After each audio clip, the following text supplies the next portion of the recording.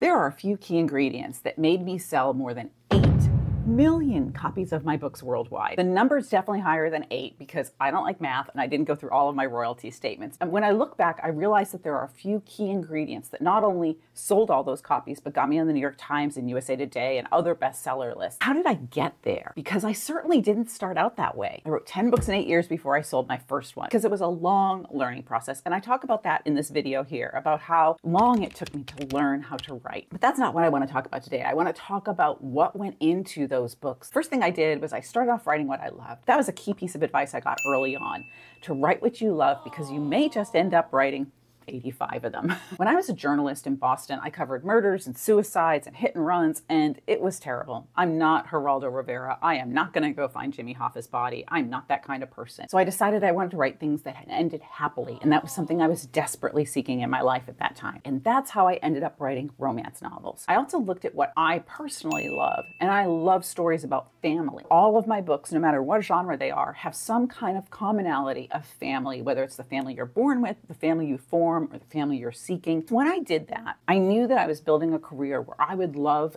to write this book as much as I would love to write the next book. I also study the heck out of other authors, and I still do that today. I tore them apart, I analyzed them, I looked at what made me love the book and what made me put a book down. There's actually a handout on my website that talks about exactly how I did this early in my career. I still take books and look at what exactly is going into this for plot, for dialogue, for setting, for key lines, because I really want to know how other authors do it better than me. My goal with every single book is to be better than the book before. Now, has every book done that?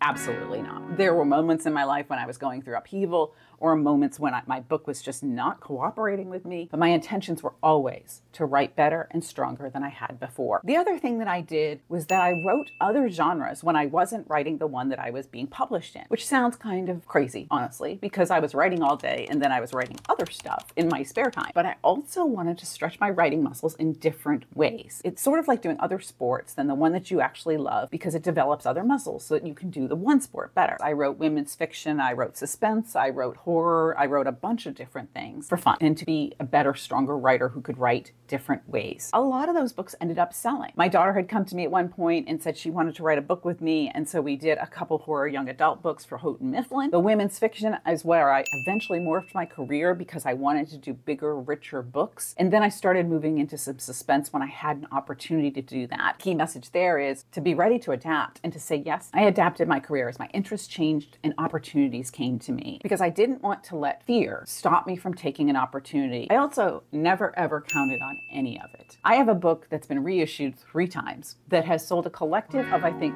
1,400 copies. There's a long story behind why. Some books just never took off. Those things happen. People come out with similar books on the same day, or somebody comes out with the same cover as yours and readers get mistaken for which book they buy. And I learned to never ever count on the money and to always keep my eggs in multiple baskets, which is why I have a nonfiction writing and editing company. Anyone who's ever worked in the publishing industry or published a book knows that the industry is completely unpredictable. So I've always done things that kept my income predictable, because you never know which book's going to get that special fairy dust and just take off, and which book's just going to land like a dud. And then the most important thing is that I never gave up. And trust me, there were a lot of days when I wanted to give up, and one where I actually did. And even after I sold my first book, not everything got bought by a publisher. The truth is, just because you hit the New York Times list doesn't mean every single book you write sells. But I didn't give up. A big part of why I do this channel is because I want to remind myself about those key ingredients that go into a book, because I still want every single book I write to be better than the one before. The 8 million is a great number, but I never focus on it, because I'm not writing a book so that I can sell 8 million copies. I'm writing a book because I want to tell a great story. I want to have an impact on my reader, and because I want to give them a small escape from their lives and deliver something of value for the hours that they're giving me to read my book.